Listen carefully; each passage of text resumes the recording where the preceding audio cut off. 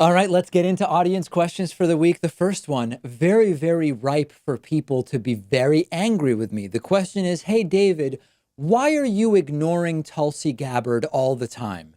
Which is just so funny because I talk about Tulsi Gabbard as much as I talk about any of the other one percenters.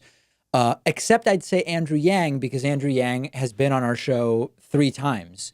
Tulsi's welcome anytime, and I'd be glad to interview her on the program. I talked about Marianne Williamson a little bit after the second debate because I thought she actually did notably well in that debate. But still, big picture, especially after finding out that she was offering new age woo stuff to her campaign list, which is crazy. I mean, she's just another one of these one percenters that's going nowhere. The problem, I don't think, is that I am talking about Tulsi Gabbard not enough. She's basically getting the same attention from me as the other 0 to 1 percenters who are not going to last much longer. The problem is that there is a cult of personality around Tulsi that makes people see that when I don't talk about Amy Klobuchar or I don't talk about Kirsten Gillibrand, it doesn't warrant emails to me or complaints or any kind of investigation into what my biases are. But not talking about Tulsi, there definitely is something going on there. This is, again, what I was talking about a couple weeks ago when I said I sort of self-censor on some issues because there's no upside. And in this case, it's not even that. There's no specific focus or lack of focus on Tulsi on this program. There are lots of people in my audience who see everything through Tulsi-colored glasses, I guess I would say, where when I do talk about Tulsi Gabbard, if it's anything short of completely glowing and everything is just so amazing that Tulsi does, I'm some kind of, anti-Tulsi shill or Democratic this or that, who even knows what the argument is. If I don't talk about Tulsi, the absence of discussions of Tulsi are what is the problem, even though I'm also barely talking about any of the other candidates that are polling 0 to 1 or 0 to 1.5.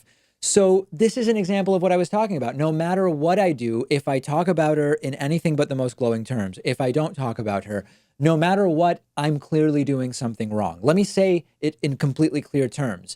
I have no particular favor or disfavor for Tulsi Gabbard compared to John Delaney or Hickenlooper or Marianne Williamson or whoever. I mean, okay, I find the new age guru stuff weird with Marianne Williamson. I see Tulsi Gabbard as a candidate who, like all of the candidates, I can find things I agree with her on.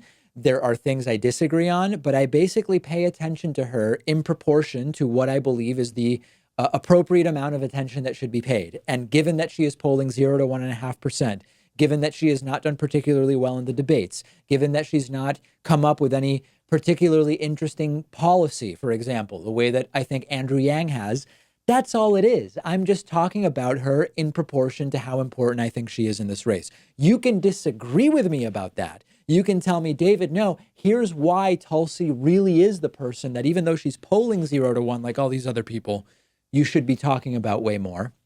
Then we can have a conversation. But just saying, David, the fact that you are, quote, ignoring Tulsi Gabbard is the problem. This is laughable. This is the exact cult of personality stuff that I've been talking about when I talk about all of these issues, that if you don't say the right thing, there is a sliver of the left that will absolutely go crazy and attack you.